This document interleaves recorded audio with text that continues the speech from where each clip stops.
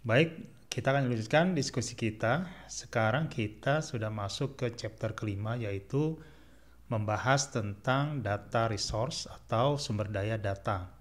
Kenapa? Karena di zaman sekarang ini memang di zaman serba digital dan semuanya itu sudah bertransformasi menjadi data.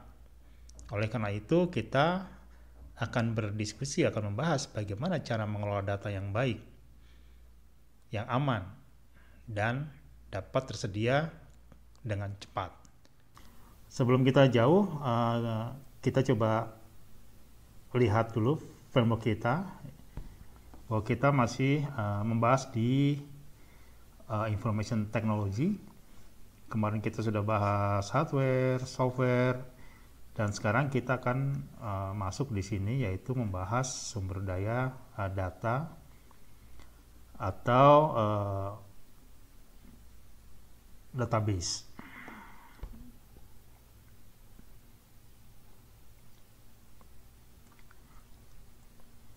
Nah, manajemen sumber daya data. Kenapa kok sumber daya data itu menjadi sangat penting sekarang itu? Karena sudah kita diskusi sebelumnya bahwa memang saat ini data itu menjadi sebuah aset yang sangat mahal dan sangat penting. Bahkan jauh lebih mahal dibanding harta atau uang itu sendiri. Kenapa? Karena memang hampir semua aset secara fisik sekarang sudah bertransformasi menjadi data yang bersifatnya digital. Sebagai contoh, misalkan sertifikat tanah itu kan dulu masih berbentuk kertas ya atau fisik gitu. Tapi sekarang sudah juga bertransformasi menjadi digital. Ini akan jadi masalah ketika kita punya secara fisik punya sertifikat tanah tadi, dan ternyata sertifikat tanah kita beda dengan data yang ada di negara. Ini kan jadi masalah tuh, bisa jadi tanah kita bisa hilang tuh. Nah ini yang akan dimaksud bahwa semua aset sudah bertransformasi menjadi data. Oke. Nah, oleh karena itu data menjadi sumber daya yang harus dikelola dengan sangat baik. Nah, ini jadi PR kita semua nih.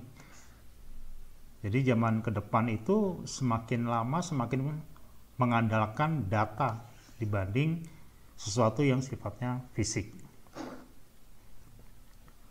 Contoh ya ini sudah kita bahas juga di chapter sebelumnya. Misalkan ini aja nih, cash dan data. Ini saya ambil dari sebuah adegan di sebuah film. Ketika zaman dulu kalau orang merampok bank itu perlu kekerasan yang sangat ekstrim ya, dia bawa senjata, bawa pasukan gitu ya. Lalu dia menyerang kantor bank, kemudian menyandera sehingga para staf di bank tadi menyediakan uangnya, dimasukkan ke tas dan dibawa pergi misalkan ya. Itu zaman dulu, cerita zaman dulu. Tapi sekarang udah nggak kayak gitu kan? Karena apa?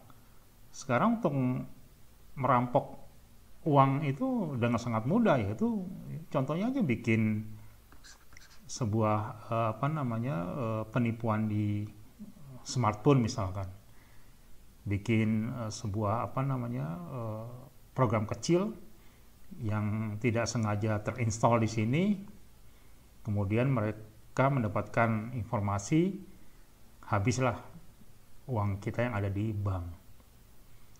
Jadi sangat mudah sekarang. Ini contohnya kartu kredit. Kita nggak perlu bawa uang cash lagi untuk belanja barang-barang yang sangat mahal. Dengan kartu kayak gini nih, kita udah bisa belanja apa aja, di mana aja, dan berapapun harganya. Kemudian ini juga nih ada mesin ATM misalkan di sini.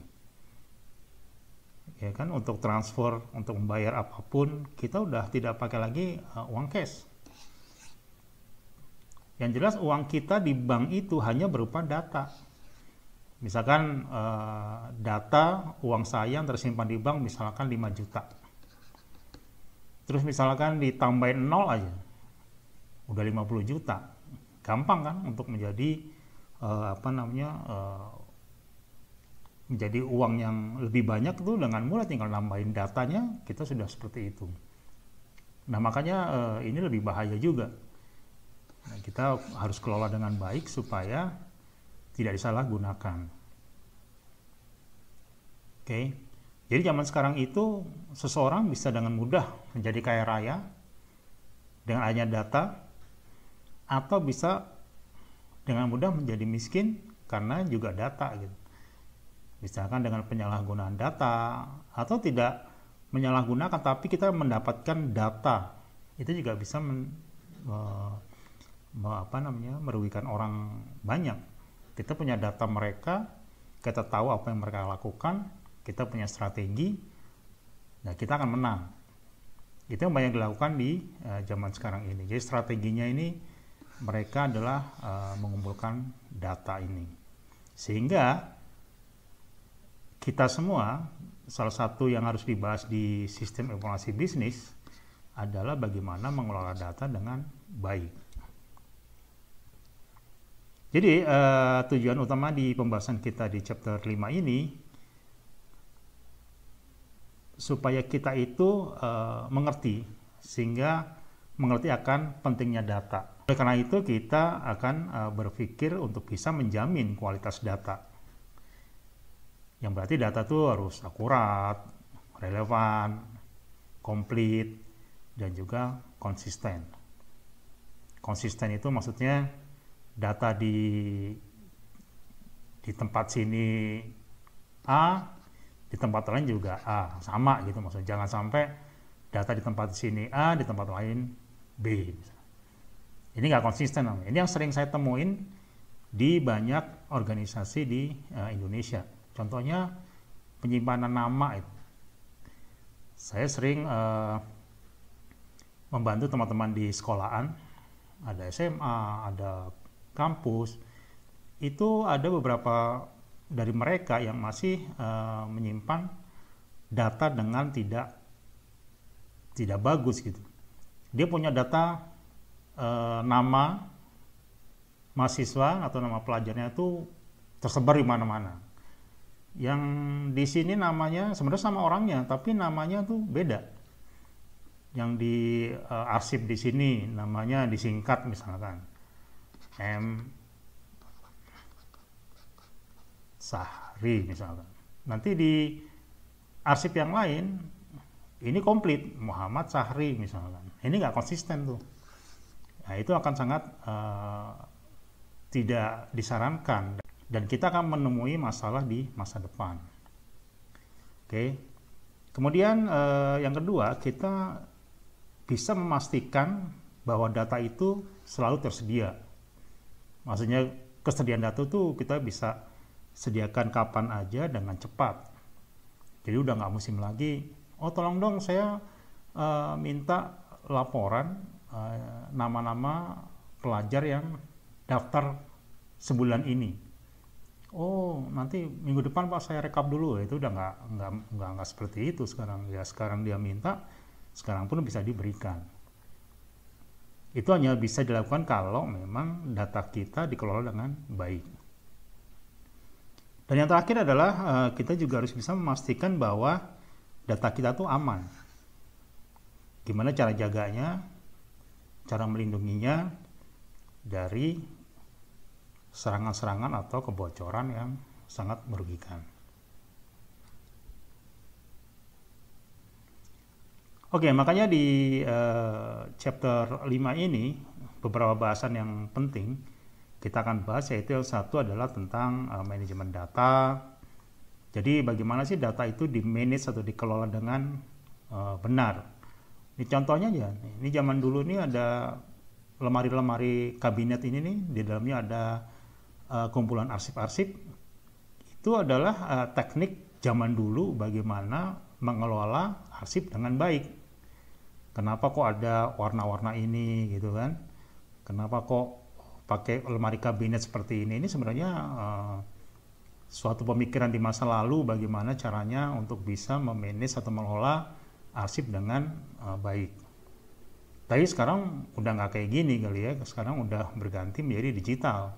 Tapi tetap kita harus gimana caranya memahami bagaimana mengelola data secara digital dengan baik. Nanti kita akan bahas di situ. Kemudian konsep database. Karena apa? Karena dengan sekarang kita tidak lagi membeli atau menyediakan lemari-lemari gini, tapi kita akan menyediakan suatu perangkat hardware dan software untuk bisa mengelola database ini. Jadi kita akan butuh server, kemudian di dalamnya ada storage yang bisa menyimpan data kita. Nah ini makanya nanti kita akan bahas konsepnya gimana, kemudian software apa yang bisa kita gunakan atau sekarang ada. Kemudian nanti terakhir ada satu istilah yang disebut dengan database relasional. Itu apa? Karena ini menjadi tren dari bagaimana cara database itu disimpan di dalam software, di dalam server, sehingga kita lebih mudah untuk mengembangkannya atau mengelolanya. Oke, baik, mari kita ikuti pembahasan berikutnya.